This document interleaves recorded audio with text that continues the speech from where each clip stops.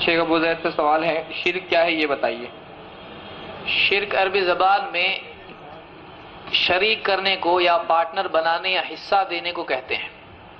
یعنی مثلا کوئی اپنے گھر میں یا کسی چیز میں کھانے میں کسی کو شریک کرے، اس کے پاس تھوڑا کھانا تھا، اس میں اس نے کسی اور کو بھی کہا کہ تم بھی کھاؤ، تو اس نے اپنے کھانے میں اس کو شریک کیا، یعنی اپنے کھانے کا ایک حصہ اس کو بھی لینے دیا یا خود سے دیا، تو اس کو شریک کرنا کہتے ہیں، اور یہی عمل شرک ہے۔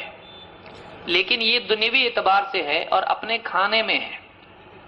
شرعی اعتبار سے جس سے آدمی اسلام سے نکل جاتا ہے اور جو سب سے بڑا گناہ ہے جس کو شرک کہا گیا ہے، وہ یہ ہے کہ آدمی اللہ کے حق میں سے کسی اور کو حق دے، کیونکہ توحید اللہ کا بندوں پر حق ہے۔ بندوں پر اللہ کا یہ حق ہے کہ بندے اللہ کی عبادت کریں، اس کی عبادت میں کسی کو اس کے ساتھ شریک نہ کریں۔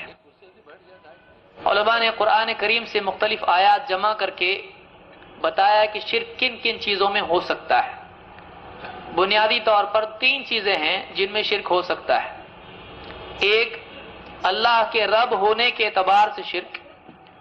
دوسرے، اللہ تعالیٰ کے معبود ہونے کے اعتبار سے شرک۔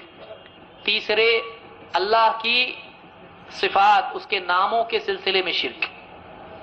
اللہ کے رب ہونے کے اعتبار سے شرک کیسے؟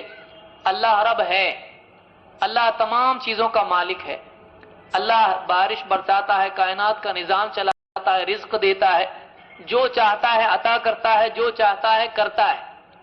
تو اب اگر کوئی آدمی یہ تسلیم کرے، یہ مانے، یہ عقیدہ رکھے کہ اللہ کی ملکیت کے اعتبار سے کسی کو اللہ نے چابیاں دے رکھی ہیں اور وہ بھی کائنات کے کسی حصے کا مالک ہے، اولاد دے سکتا ہے، رزق میں برکت دے سکتا ہے، بیماری سے شفا دے سکتا ہے، تو اگر اللہ کے سوا کسی اور کے بارے میں عقیدہ آدمی رکھتا ہے تو اس نے اللہ کے رب ہونے کے اعتبار سے اللہ کی ربوبیت میں اس کو شریک کیا۔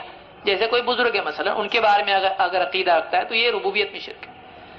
اور اللہ کی عبادت میں شرک یہ ہے کہ سجدہ کرنا، دعا کرنا، اور اسی طرح سے نذر کرنا، قربانی کرنا، اور ڈرنا، محبت کرنا، تعظیم کرنا، یہ سارے قلبی یا اسی طرح سے بدن سے کیے جانے والے اعمال ہیں جو عبادت ہیں، یہ اللہ کے لیے خاص ہیں۔ اللہ کے سوا کسی کو سجدہ نہیں، اللہ کے سوا کسی اور سے دعا نہیں، اللہ سے جو محبت ہے ویسی کسی سے نہیں، اللہ ہی پر بھروسہ، اللہ کے سوا کسی اور پر توکل نہیں۔ تو یہ ساری چیزیں اللہ کے ساتھ خاص ہیں۔ اب اگر اللہ کے سوا کسی اور بزرگ کے بارے میں یا کسی بھی چیز کے بارے میں گلے میں لٹکا کر تعویذ پر اگر یہ عقیدہ رکھے اور اس طرح سے کوئی آدمی کرتا ہے تو اس نے بھی کیا کیا؟ شرک کیا۔ اگر اللہ کے سوا قبر پر جا کر کسی قبر کو سجدہ کرتا ہے تو اس نے شرک کیا۔ کیوں؟ اس لیے کہ سجدہ کرنا عبادت ہے، اللہ کی عبادت کرنا چاہیے۔ اس نے سجدہ کسی اور کو کیا تو اس کی عبادت کی جس کو سجدہ کیا، مثلا قبر، تو یہ شرک ہوا۔ اسماء و صفات میں شرک یہ ہے کہ اللہ تعالیٰ کی جتنی صفات ہیں یا اللہ کے جو نام ہیں تو وہ اللہ کے سوا کسی اور کے لیے بھی مانیں۔ مثلا اللہ تعالیٰ السمیع ہے، البصیر ہے، العلیم ہے۔ اب اللہ تعالیٰ جہاں سے بھی پکارو سنتا ہے، اندھیرا اجالا دیکھتا ہے، اور اللہ کو ماضی اور مستقبل سب علم ہے، ظاہر باطن سب کا علم ہے۔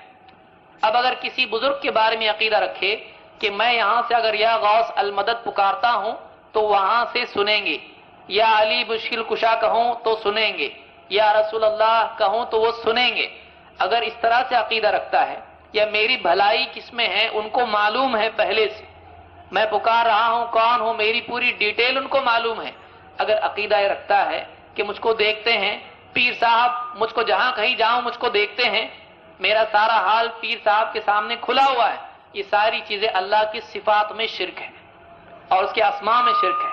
اگر کسی کو اللہ کا یہ نام بھی دے دیتا ہے تو اس طرح سے اللہ کی ذات میں، اس کی یعنی ربوبیت میں، اس کی عبادت میں، اور اس کے ناموں میں اور اس کی صفات میں شرک ہوتا ہے۔